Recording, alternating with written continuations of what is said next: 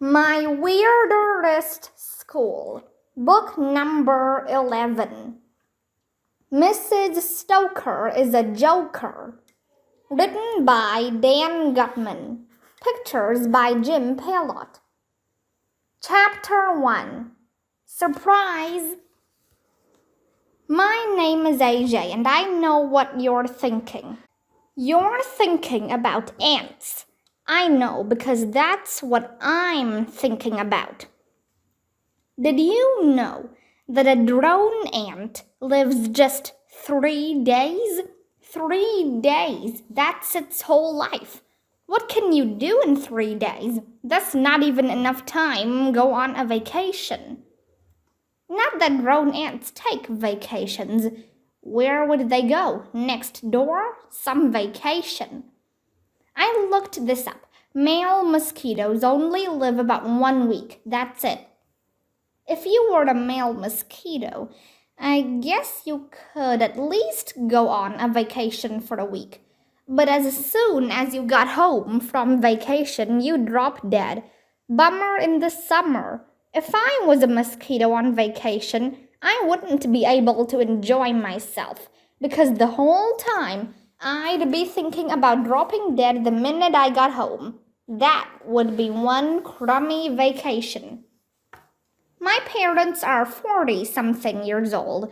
That's really old. Well, it's old compared to ants and mosquitoes anyway. I'd rather be a person than an ant or a mosquito. At least you can take a vacation without worrying so much. The point is, I was in Mr. Cooper's class at school the other day. We had just pledged the allegiance and did word of the day. Turn to page 23 in your math books, said Mr. Cooper. Ugh, I hate math. When I grow up, I'm going to be a professional skateboarder. I won't need to know math. I'll need to know how to do a kickflip. Why don't they teach that in school? But it must have been my lucky day. Before I could open my math book, an announcement came over the loudspeaker. Grades K through 5, please report to the all-purpose room for a surprise assembly. Yay! That's also yay backward. Surprises are cool. Well, not all surprises. If I was walking down the street and a zombie jumped out from behind a tree and ate my brains, that would be a surprise. But it wouldn't be very cool. Pringle up, everybody, Mr. Cooper said. We got in line and walked 1,100,000 miles to the all-purpose room. The whole school was in there. I had to sit between crybaby Emily and annoying Andrea, this girl with curly brown hair. I'll be back in a few minutes, Mr. Cooper told us. He got up and went backstage behind the curtain. I noticed that a bunch of other teachers got out of their seats and went backstage too. That was weird. I bet the teachers are going to put on a play for us, said Andrea, clapping her hands. I'm sure you're right, said Emily, who always thinks Andrea is right. But the teachers didn't put on a play for us. Instead, the weirdest thing in the history of the world happened. Mr. Klutz, our principal, walked into the all-purpose room. Well, that's not the weird part. Mr. Klutz walks into the all-purpose room all the time. The weird part was what happened next. All the teachers jumped out from behind the curtain and yelled, "Surprise!" A big banner dropped down from the ceiling. Happy 65th birthday, Mr. Klutz. Wow, that's Mom upside down. I didn't know Mr. Klutz was 65 years old. That's almost 100. Ms. Hall, our lunch lady, wheeled out a big cake with lots of candles on it. Everybody sang happy birthday.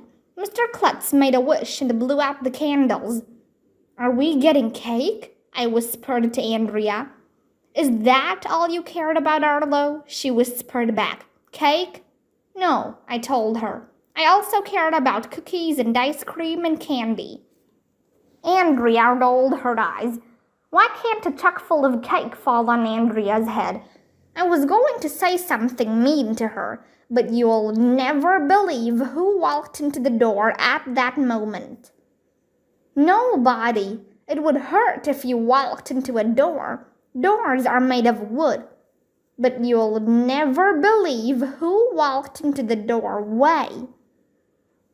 It was Dr. Carbels, the president of the Board of Education. He's a mean man who drives a tank, and he's always trying to shut down our school. What is his problem?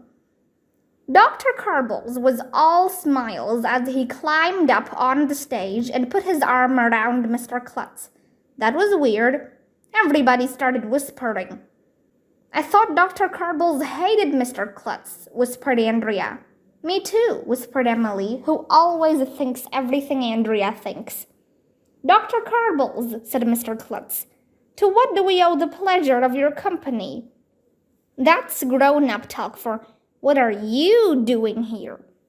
I have an announcement to make, said Dr. Carbels. Dr. Carbels has an announcement to make, whispered Michael, who never ties his shoes. Dr. Carbels has an accountant to make, whispered Alexia, this girl who rides a skateboard all the time. Dr. Carbels has a mountain to rake, whispered Neil, who we call the nude kid even though he wears clothes. Dr. Carbels has a muffin to bake, whispered Ryan, who will eat anything, even stuff that isn't food. Dr. Carbels is going to jump in a lake, whispered Emily. Everybody was buzzing, but not like bees. That would be weird. I wanted to wish you a happy 65th birthday, Mr. Klutz, said Dr. Carbels, and to congratulate you on your retirement. What? Mr. Klutz was retiring? He never told us that. He looked as surprised as we were. All the teachers just stood there with their mouths open. Everybody was in shock.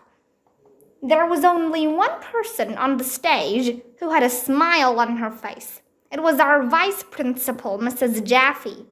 According to Board of Education rule number 456,789, said Dr. Carbels, 65 years old is the mandatory retirement age for principals, blah, blah, blah, blah.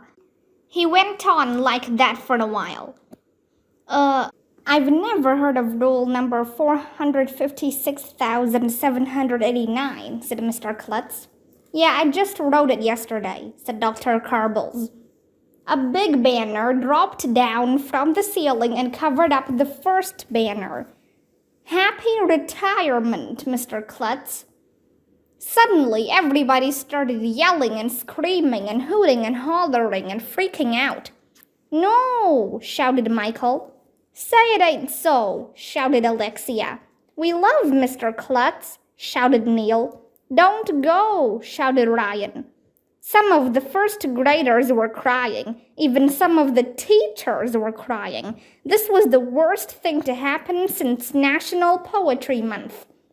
We wouldn't have thrown you a surprise party, said Mr. Cooper, if we had known this was going to happen. Mr. Klutz held up his hand and made a peace sign, which means shut up. He took the microphone off its stand. It's okay, he told us. Calm down, everyone. All things must pass. Maybe it's for the better. I was going to retire in a few years anyway, blah, blah, blah, blah. Dr. Carbels grabbed the microphone out of Mr. Klutz's hand. Okay, beat it, you rotten kids, he shouted. Go back to your classes and learn something for a change. We pringled up and walked back to our classroom. As we were passing by the principal's office, I saw Mr. Klutz taking his nameplate off the door with a screwdriver. Hey, Klutz, shouted Dr. Carbels. You have 5 minutes to clear out your office, and don't let me see you back here ever. Dr. Carbels was rubbing his hands together and saying "Bwahaha," which is what grown-ups always do when they plan to take over the world. At last, I got rid of that loser Klutz, muttered Dr. Carbels. With him out of the way, I can hire a new principal. A principal who is totally incompetent. Then I can shut down this terrible school. Okay, I have 2 questions. Why was Dr. Carbels talking to himself? And why would he want a principal who can't go to the bathroom? That didn't make any sense at all. Dr. Carbels is losing his marbles.